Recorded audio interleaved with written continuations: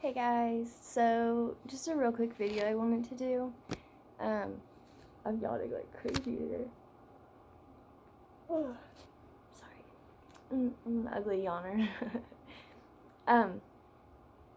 I've really been focused a lot ever since reading about Lot's wife.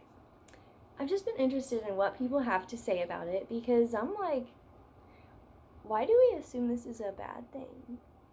Maybe it's something that I don't have revelation on. But I think I got it finally. Because, I was thinking of Esther, and I'm like, she fulfilled, like she was like kind of like a female version or a type of Christ. She saved the Jews, by interceding and going to the king.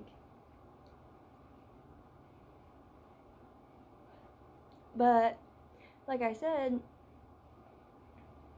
well, I had just did a video and it didn't record. So, like I said, and you didn't hear it, it didn't record. But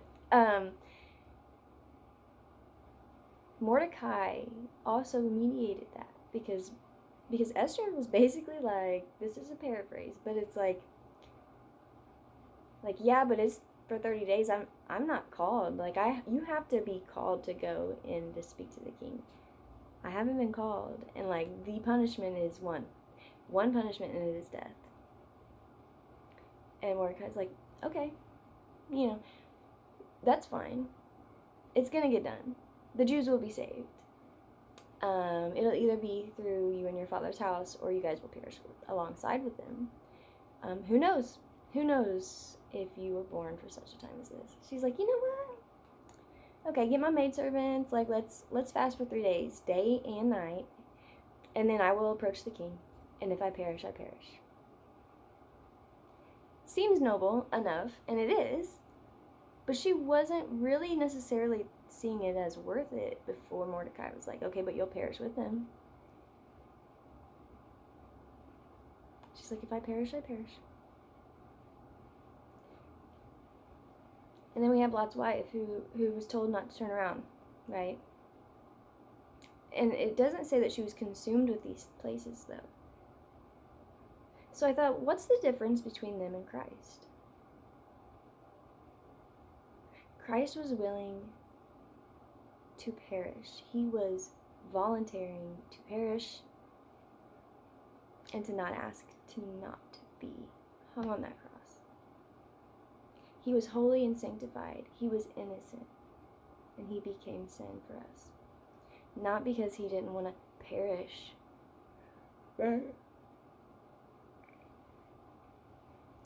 He did it because it was the will of the Father. And he obeyed him. And he feared him. And Lot's wife, when she turned and seen God's face and the glory that came with it, back then, before, she was not innocent. She was not perfect. So she couldn't handle it for God's glory. And we wouldn't be able to either because of our sin, because he would consume us. He is an all-consuming fire, God is. But it turned her to a pillar of salt. I don't think it was just to make a point with her. I think it was to preserve her. Whether that's like the fallen angels that are in hell that are tied up and awaiting judgment, I don't know. I'm not that far into it. I don't have that much revelation. But one thing I do know is that Jesus was the only one out of all of them that was willing to perish voluntarily without seeking revenge. And instead he said, Father, forgive them, for they know not what they do. It has come to this. I am here for this.